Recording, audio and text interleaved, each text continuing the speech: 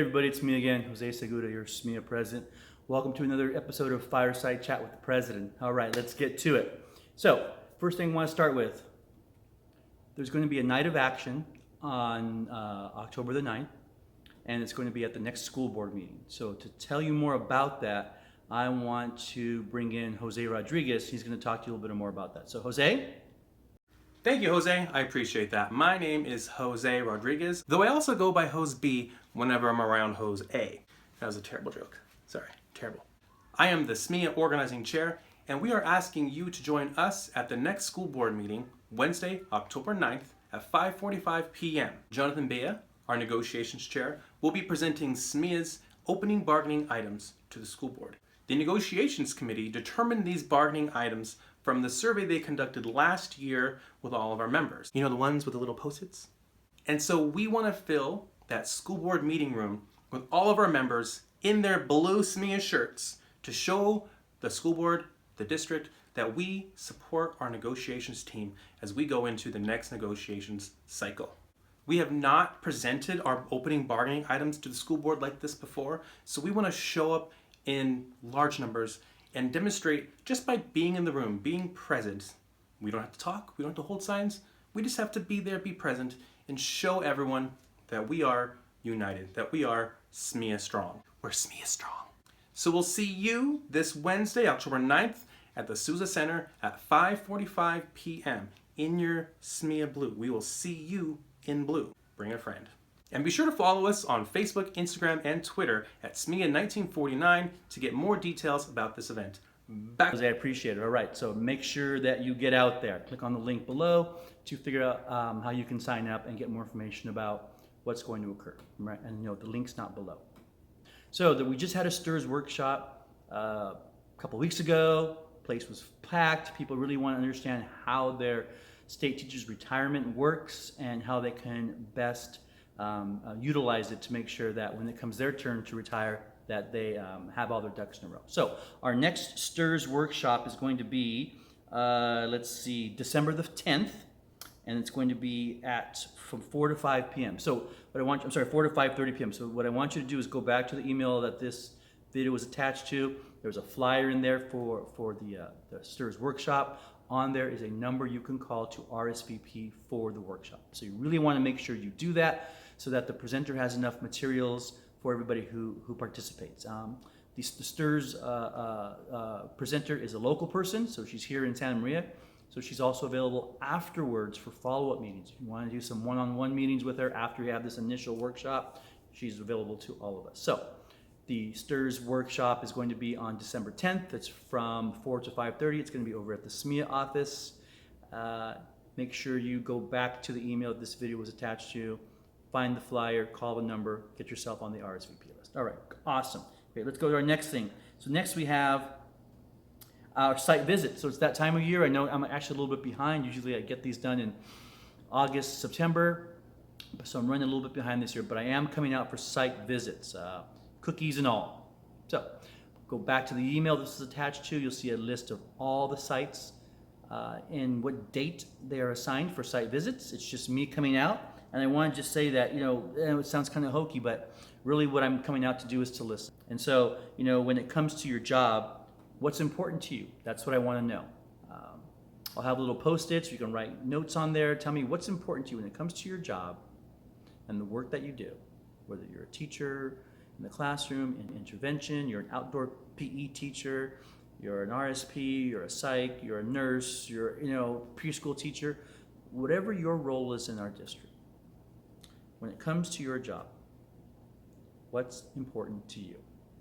Come out and see me. I'll be in the lunchrooms where I usually am. If you're not typically the kind of person who comes into the lunchroom during your lunch break, please do so on the day that I'm there. I'd love to see you all. Make sure everybody gets a cookie, says hello, and then we'll have a little bit of a conversation throughout all the different lunches. So let's see, Adams School, you're up first on October 7th. And then Battles, you're on deck for the next day, October 8th, and it's just gonna go from there. So again, please check the list that was attached to the email that this video came to you in. All right, so I'm super excited about that. Let's see, next we have Frontline. So I've been getting questions about Frontline, the new online absence system. It's actually called Frontline Education, I think. And so I've had an opportunity to play with it a little bit. What's kind of cool about Frontline is you can input requests for time, whether it's a discretionary day, a PN day, sick, or whatever, and then you can go back and just dump them real quick. And so that's what I was doing. I wanted to see what the quirks were and what the different elements of it were as compared to our old system. Now recall in our old system, discretionary days were kind of hinky. It required you to input some kind of a response, and most folks took that to mean that they had to put some kind of a reason for their discretionary request. Well, just so we're all on the same page, our discretionary days are essentially no-tell days.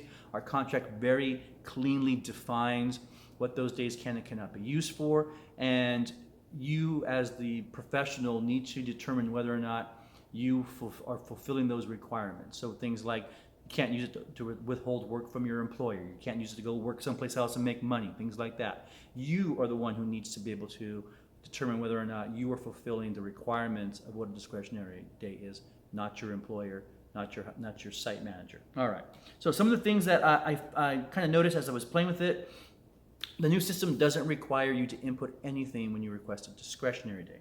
There's a box for notes to administrator. Nothing needs to go in there. You can leave that completely blank, unless you have something that you need to share with your administrator that they need to know while you're out.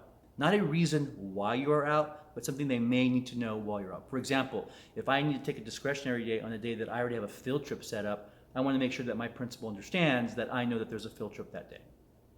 So your principal needs to know if there's a field trip that day.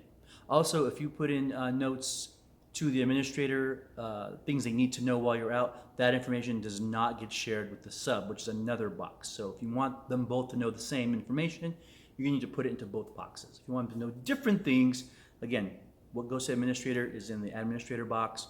What goes to the sub goes in the sub notes box. The other thing that I want to talk about was time. I've been getting calls about this, that they're not sure if they're being credited or having taken from their bank the right amount of time. Well, if you noticed, if you've gone to it, when you click on full day, it goes 6 a.m. to 6 p.m. If you do half day, 6 a.m. to noon, noon to 6 p.m. Well, these are 12-hour days. This is not our day. So what you want to do is you want to just customize the time, just to avoid any issues. So if you are in the desktop version, you just click on full day, you'll get a pull down list, find custom, and that will let you change the times in the actual time boxes. So for example, most elementary schools start at 7:30 and they end at 2:40. If I was going to take the full day, I would just put 7:30 to 2:40. If I was only going to take the first half of the day, I would do 7:30 to 10:45. If I was going to take the second half of the day, I'd do 10:45 to 2:40, and so on. So flex that as needed based on when your end and start time is for your school day. If you are using the mobile app, on the mobile app, I think it's page 4, there's actually a custom button.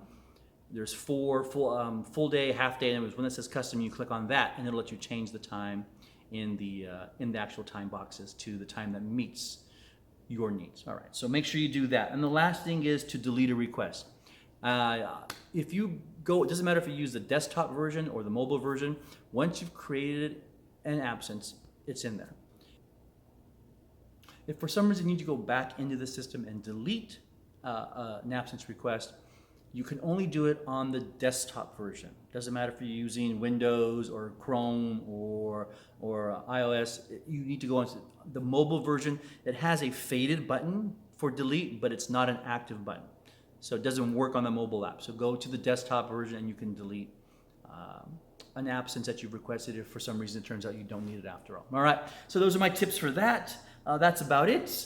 Let's see, calendar. So your calendar committee, they surveyed you last year.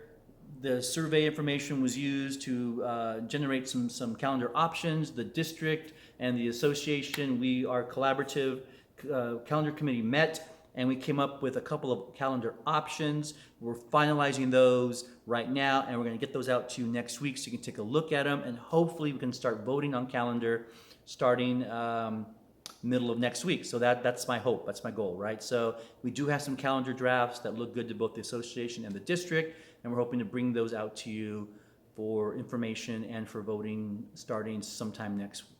So we're looking forward to that. So keep your eye out for an email from me regarding that. We're only going to be voting by mail on this one, so you're going to have to pay attention. All right? Okay, thanks a lot, everybody. Talk to you soon.